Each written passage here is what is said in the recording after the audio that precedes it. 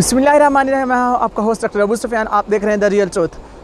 आज जो है आज की हमारी सेकंड वीडियो है। बात करते हैं अमेरिका की। अमेरिका ने अफ़गानिस्तान में काबुल एयरपोर्ट के ऊपर एक ड्रोन हमला किया। उसमें 10 लोग मारे गए, उसमें से 7 बच्चे शामिल थे। और इस चीज़ को लेकर अमेरिका फ़क्तन डिफरेंट बयान दे रहा है। कल फिर उन्होंने एक बयान दिया, उन्होंने कहा कि ये गलती थी हमारी, लेकिन हमने जो हमला किया ये ठीक था। वो किसी तरह से तालिबान को उकसा रहे हैं कि वो गलत काम करें। एक और बात, इसके साथ 4 लोग जो हैं वो मज़ार शरीफ में डेड पाए गए हैं। ठीक है, उनमें से एक सहाफ़ी थी, 3 दूसरे लोग थे। मज़ार शरीफ ये अफ़गानिस्तान की बात है। और जब से अमेरिका निकला है यहाँ से अफ़गानिस्तान से, वहाँ से बहुत ज़्यादा जो है ना चीज़ें ख़राब हो गई हैं अफ़गानिस्तान में। और कोशिश इनकी ये की जा रही है कि ज़्यादा से ज़्यादा चीज़ें जो है अफ़गानिस्तान में ख़राब की जाएँ। उनमें अभी जो 4 लोग डेड पाए गए हैं, इनमें से जो है वो 2 लोगों को अरेस्ट किया गया है, 3 लोगों को इन्वेस्टिगेट किया जा रहा है।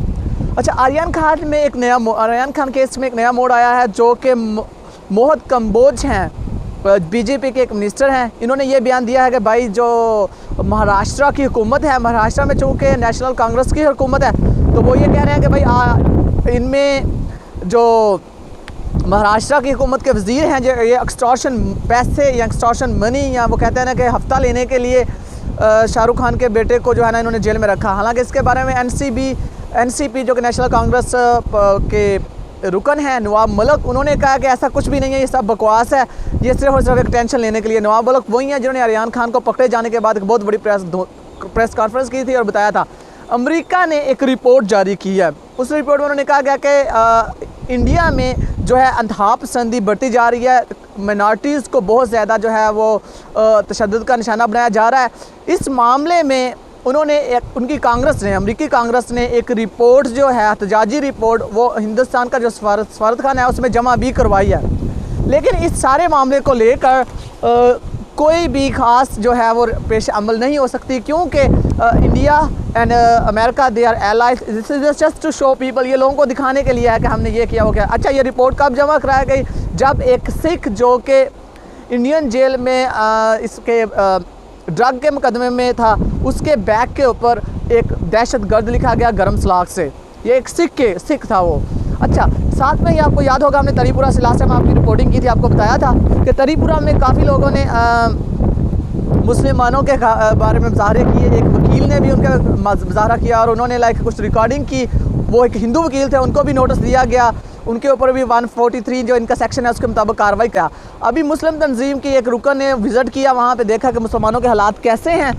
विज़िट करने के बाद उसी मुस्लिम जो तंजीम है उसके 4 अरकान को गिरफ्तार कर लिया गया। क्यों कि भाई आपने विज़िट क्यों किया है? योगी आदित्यनाथ साहब, जो कि अगर मोदी साहब को मंजर आम से हटाया जाता है तो योगी आदित्यनाथ साहब जो हैं वो नेक्स्ट प्राइम मिनिस्टर की सीट पे होंगे।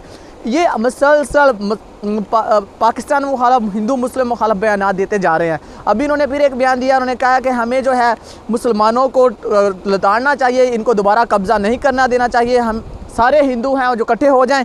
और इसके ऊपर उनका इलेक्शन कमीशन कोई एक्शन नहीं ले रहा है। इनका इलेक्शन कमीशन कब एक्शन लेता है? जब असदुद्दीन अवैसी बोलते हैं। क्यों? क्योंकि असदुद्दीन अवैसी साहब जो है वो मुसलमान हैं, जब वो बोलेंगे तो इनके ऊपर ज़रूर एक्शन लिया जाएगा। अच्छा, अब एक और बात करते हैं फ़लस्तीन के ऊपर। फ़लस्तीन में जबकि आपको पता है कि फ़लस्तीन की जो जितनी भी करारदादें हैं यूएनओ में, सारी की सारी उनके ऊपर मोस्टली लोग जो हैं उसकी हमायत करते हैं, लेकिन इसके ऊपर किसी किस्म का एक्शन नहीं लिया जाता है। जिस तरह के कश्मीर की करारदादें जो हैं वो यूएन ने मंजूर की हुई हैं, लेकिन उसके ऊपर किसी किस्म का कोई एक्शन नहीं लिया गया। इसी तरह से यूएन ने जितनी भी करारदादें इनके बारे में मंजूर की हैं, उनके ऊपर किसी किस्म का कोई एक्शन नहीं लिया गया है। अब बात करते हैं सिद्धू पाजी की, जो कि इंडिया से हैं। ये इनका अपनी पार्टी के साथ मसला बढ़ा हुआ है। इन्होंने पहले तो रिज़ाइन कर दिया था, जो कि इनके जनरल थे, ठीक है, वो क्या कहते हैं, इनका गवर्नर जनरल जो थे डियोल साहब, उनके साथ इनकी नहीं बन रही है। ये कहते हैं कि डियोल साहब इस्तीफ़ा दें, ये कहते हैं कि ना दें। उन्होंने इनको कहा कि आप जो है ड्रग केसेस में इन्वॉल्व हैं। जो इन्होंने सदू साहब ने डियोल के बारे में ऐसा बोला है। तो उधर तो ये तो है कि सदू साहब जो हैं वो भी माशाल्लाह बोलने में बहुत एक्सपर्ट है। अब देखते हैं उसमें आगे क्या होता है। अब निकलते हैं एक अलहदा पसंद तहरीक के ऊपर। खालसा या खालिस्तान की जो तहरीक है, उसके जो लोग हैं वो कहते हैं कि हम एक अलहदा खालिस्तान के नाम से एक पंजाब जो है वो हमें दिया जाए, पंजाब और हरियाणा को मिला के 2 स्टेट्स। अब इस तंजीम के ख़िलाफ़ INB जो कि एक इदारा है इंडिया का, वो इनको इन्वेस्टिगेट करने के लिए कनाडा पहुंच गया है। वहाँ जाके इनके खिलाफ सबूत इकट्ठे किए जाएंगे, ठीक है। इस तहरीक को दबाने के लिए प्रॉपर कोशिश की जाएगी। ये जब से मोदी हुकूमत आई है ये मुसलसल जो है ना सिखों के ख़िलाफ़, मुसलमानों के ख़िलाफ़ उभर रही है। आपको याद होगा कि सिखों ने यूके में एक रेफरेंडम भी करवाया था, जिस रेफरेंडम में ये कहा गया था कि खालिस्तान को अलहदा हो जाना चाहिए। उसमें 30,000 से ज़्यादा लोगों ने पार्टिसिपेट किया था। 3 अरब मुस्लिम अमरीकी सफ़ीर जो है 3 अरब जो अमरीकी मुसलमान हैं वो डिफरेंट ममालिक से हैं, वो मेयर बन गए हैं। उनमें से जो एक हैं बल्बजई हैं, दूसरा आमिर गालिब हैं, तीसरा अब्दुल्ला हमूद हैं।